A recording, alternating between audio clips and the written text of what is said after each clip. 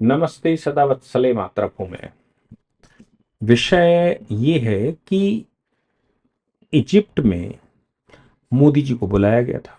Hamas को लेकर एक पीस कॉन्फ्रेंस हो रही थी, या फिर मैं कहूं कि शांति वार्ता हो रही थी। 27 देशों के राष्ट्राध्यक्ष और 3 बड़ी ऑर्गेनाइजेशन, जिसमें यूरोपियन यूनियन शामिल थी, जिसमें कि यूएनओ के सेक्रेटरी जनरल शामिल थे। ऐसी 3 बड़ी ऑर्गेनाइजेशन है। और इसके अतिरिक्त 10 के लगभग मुस्लिम कंट्री, यूरोपियन कंट्री और विश्व के वो कंट्री जो कि उसमें पार्टिसिपेट कर सकते हैं, जिनकी अपनी हैसियत है। भारत को लास्ट डे पर इन्फॉर्म किया गया। तो एक विषय तो जो भारत सरकार ने कहा वो ये कहा कि भाई पहले से कार्यक्रम चूंकि तय है, इसलिए मोदी जी नहीं जा सकते। और यही कहा भी जाता है, जाना चाहें या ना जाना चाहें, लेकिन इजिप्ट कोई बहुत यहाँ से दूर भी नहीं है जो बहुत बड़ा कुछ हो। लेकिन मोदी जी को ये एहसास रहा होगा कि वहां होगा क्या। हो तो रहा है पीस कॉन्फ्रेंस, पाकिस्तान भी उसमें शामिल है। और ये सूची तो भारत को भी मिली ही होगी कि पाकिस्तान भी उसमें आने वाला है। अब जो वहां होने वाला था उसमें भारत ने अपने एक राज्य मंत्री को, विदेश राज्य मंत्री को वहां भेज दिया, कीर्तिवर्धन सिंह। बाकी मोस्टली या तो उनके किंग थे, राजा उसमें शामिल हुए थे, या फिर उनके जो राष्ट्राध्यक्ष, चाहे प्रेसिडेंट के रूप में हो चाहे प्राइम मिनिस्टर के रूप में, जो भी उनके यहाँ टॉप की बॉडी होती, सब शामिल हुए। भारत एक ऐसा देश था जिसने की अपना राज्य मंत्री भेजा, विदेश मंत्री भी नहीं भेजा। मतलब ऐसा नहीं है विदेश मंत्री भेजा हो, हमारे विदेश मंत्री भी कुछ कम नहीं है, विदेश मंत्री नहीं भेजा, विदेश राज्य मंत्री भेजा। वही कोरम पूरा कर लेते, लेकिन हम नहीं आएंगे। तो मेरा मानना यह है कि एक बात तो यह है कि शहबाज शरीफ उसमें शामिल होने वाले थे, वो तो उलराने घूम रहे हैं किसी तरह से भारत से उनका पीछा छूट जाए। ट्रंप के उनको एहसान बहुत हैं, ट्रंप के एहसान उनके ऊपर बहुत हैं। क्योंकि उस दिन अगर मान भी लूं कि ये सब सिनेरियो ऐसा हुआ, इसमें अगर ट्रंप का कोई रोल है भी, या अमेरिका ने, जेडी वेंस ने प्रधानमंत्री से बात करी, प्रधानमंत्री ने जेडी वेंस को उल्टा जवाब दिया, उसके बाद उन्होंने कहा कि डीजीएमओ बात करें अगर करना है तो। और फिर वो हमारे विदेश मंत्री से बात हुई तो ये हुआ कि डीजीएमओ बात करें आपस में, पाकिस्तान के बीच में कोई नहीं पड़े। अमेरिका ने बीच में पड़ने की कोशिश की, लेकिन डीजीएमओ टू डीजीएमओ बात हुई, उनके डीजीएमओ ने हमारे डीजीएमओ को बात अप्रोच किया। अब जो मिलिट्री ऑपरेशंस वाले प्रमोट की बात की, और उन्होंने कहा कि भाई हम सब खत्म कर देते हैं, आपका क्या। उन्होंने कहा हम तो केवल आतंक मार रहे थे, हमें तुम्हारी सेना से कोई लेने देना नहीं। यानी कि बीच में इंटरवेंशन स्वीकार भी नहीं किया और शांति भी हो गई। तो मैं अगर कहूं कि इसमें भी कोई रोल है, डीजीएमओ से बात करने के लिए कहा भारत ने कि डीजीएमओ टू डीजीएमओ बात करें, तो उसमें भी सीधी सी बात है, पाकिस्तान को तो एहसानमंद होना ही पड़ेगा। ये आसिम मुनीर गए, शांति नोबेल पुरस्कार मांग लिया, और ये शरीफ घूम रहे हैं और लगातार कह रहे हैं भारत के साथ हमारे अच्छे संबंध। लेकिन ये याद भारत को खूब है कि पाकिस्तान का निर्माण सिर्फ हिंदुस्तान को दारुल इस्लाम और फतेह करने के लिए जिन्ना ने किया था। पाकिस्तान का कोई ऑब्जेक्ट ही नहीं। पाकिस्तान का सिर्फ एक ऑब्जेक्ट है, हिंदुस्तान को खत्म करना। वो मर जाएगा, वो जन्नत सब चले जाएंगे, वहां 10 15 20 करोड़ लोग जितने भी हैं वो सब जन्नत चले जाएंगे। वहां जन्नत से भी सिर्फ एक ही बात कहेंगे कि हिंदुस्तान को दारुल इस्लाम बनाना है। इसलिए पाकिस्तान परिस्थिति को ध्यान में रखते हुए कुछ स्टॉप होता है, कुछ बैकअप करता है, कुछ माफी शाफी मांगता है, कुछ वार्ता करता है, इंटरनेशनल वार्ता करता है, लेकिन मानेगा नहीं।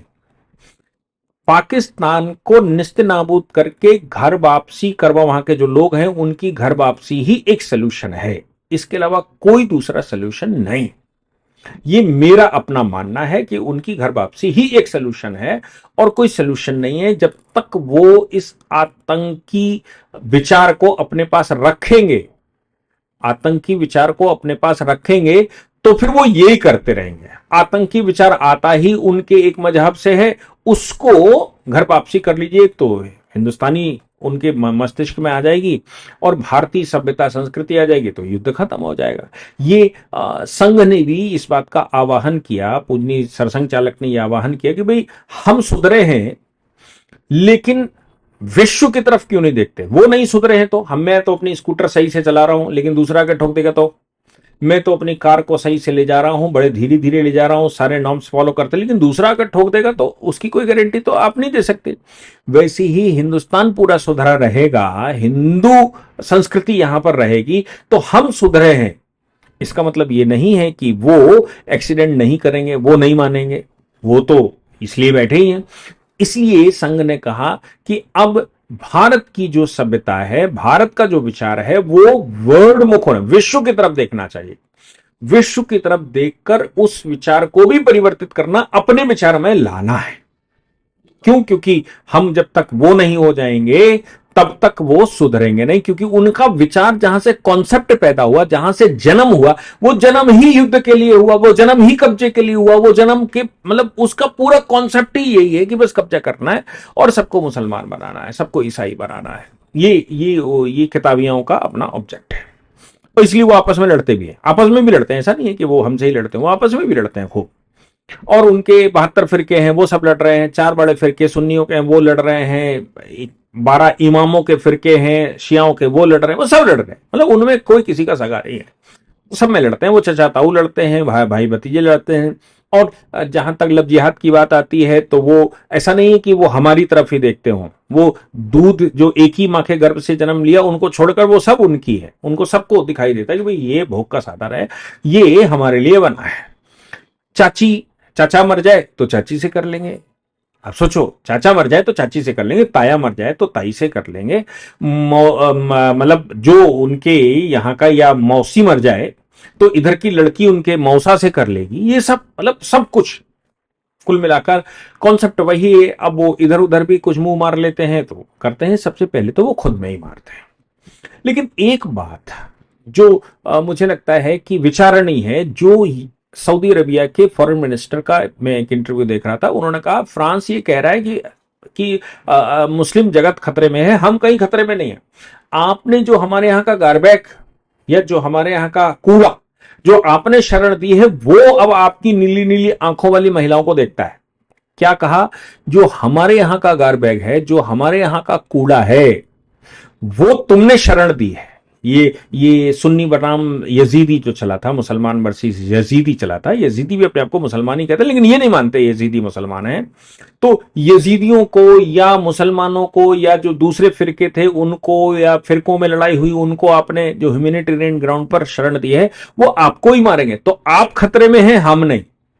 आप देखिए, सऊदी अरेबिया का फॉरेन मिनिस्टर कहता है आप खतरे में हैं, हम नहीं। वो कचड़ा किसको मानते हैं? वो रोहिंग्या को कचड़ा मानते हैं, वो उइगर को कचड़ा मानते हैं, वो हिंदी को कचड़ा मानते हैं, और वो कहते हैं कि ये कचड़ा तुम्हारे यहाँ की समस्या है, हमारे यहाँ की समस्या नहीं है। ये कचड़ा ही सब दुनिया की सबसे बड़ी समस्या है। ये सऊदी अरेबिया के फॉरेन मिनिस्टर का स्टेटमेंट आया। अब पाकिस्तान सुधरने वाला नहीं है क्योंकि ये कचड़ा है, भारत उनकी नजर में तो कचड़ा ही है। वहां जो इजिप्ट में बैठक थी उसमें प्रधानमंत्री को बुलाया गया, तो उनको मालूम था कि ये वही करेंगे जो आसिम मुनीर से के साथ करने की कोशिश की थी कि आसिम मुनीर वहां कनाडा से आए, तो आसिम मुनीर को राष्ट्रपति ने बुला लिया, फिर मोदी जी को भी फोन करा 5 मिनट रुक कर जाना, फिर वो दोनों के फोटो खिंचाकर 2 ऑब्जेक्ट सिद्ध होते थे। एक तो मोदी एक्सक्लूसिव नेता है भारत के, वो उनकी प्रतिष्ठा पर सवाल खड़ा होता। दूसरा ये है कि वो फोटो खिंचाकर ये कहते कि देखो नोबेल शांति पुरस्कार मुझे मिलना चाहिए क्योंकि मैंने देखो दोनों को मिलाकर बिठा दिया। मोदी जी हैं, देश में वो खाक छान कर गए हैं, ऐसा नहीं है कि वो अचानक चले गए, उन्होंने भांप लिया होगा इसलिए वो गए ही नहीं। फिर भी मैंने युद्ध खत्म करवाया, मैंने ये सब वो अपना कहते रहते हैं।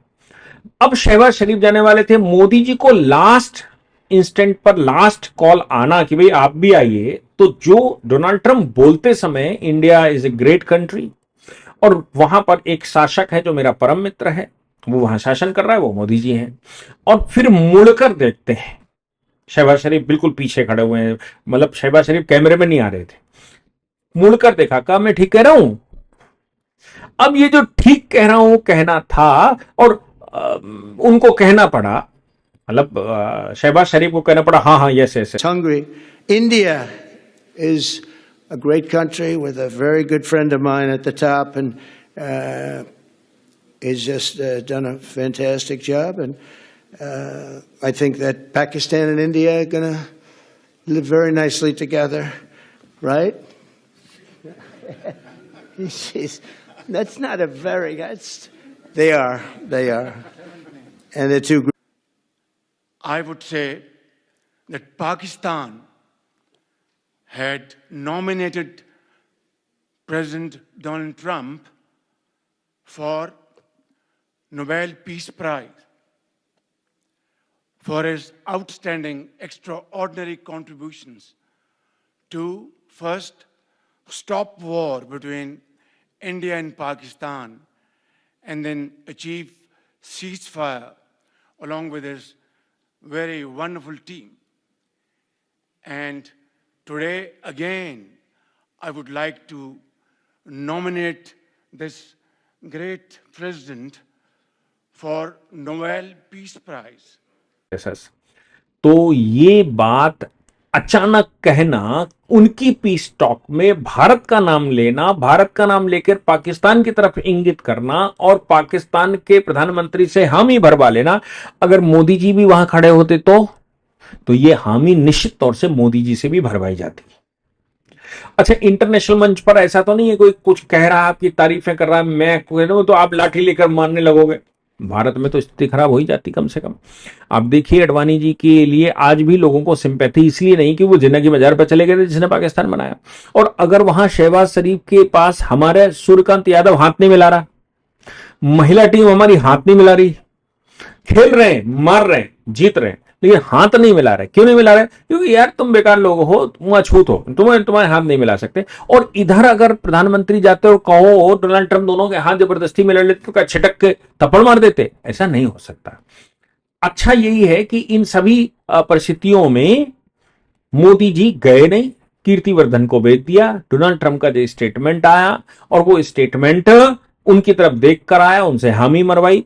ये सब कुछ पहले से अंदाजा रहा होगा, इसलिए मोदी जी को ये एहसास रहा होगा कि ये सब यहां पागलपन होगा और डोनाल्ड ट्रंप ये सब कुछ कर सकते हैं क्योंकि उनको नोबेल प्राइज पीस प्राइज चाहिए और भारत इंटरेस्टेड नहीं है, क्योंकि पाकिस्तान कुत्ते की पूंछ है, वो सीधी नहीं हो सकता, उसके साथ अब संबंध बन ही नहीं सकता, उसके साथ दोस्ती हो ही नहीं सकती। वो तो केवल उनको खत्म किया जा सकता है, उनको खत्म करके, और चाहे वो अफगानिस्तान के माध्यम से खत्म किया जाए, चाहे वो खुद लड़कर मर जाए, चाहे उनके यहां लब्बाइक पाकिस्तान और ये वो सब ऊधम मचाकर अपने आप को खत्म कर लें, लेकिन भारत से दोस्ती नहीं हो सकती। ये तय बात है, क्योंकि पिछले 75 साल में हम कई बार ऐसा करके देख चुके हैं। जब भी समझौता एक्सप्रेस और ये वो हुआ, तब तब भारत पर हमले हुए। भारत अब सजग है और भारत केवल एक इंतजार कर रहा, पाकिस्तान कब खत्म होगा और पाकिस्तान में रहने वाले लोग जो बचेंगे, जो शांति चाहते हैं, वो कब अपने पूर्वजों के रिलीजन को स्वीकार करेंगे और शांति की तरफ आगे बढ़ेंगे। मोदी ग्रेट हैं, पहले से अंदाजा था, इसलिए ये पागलपन वहां पर होगा, इसलिए मोदी जी नहीं गए थे। जय हिंद, जय भारत, वंदे मातरम।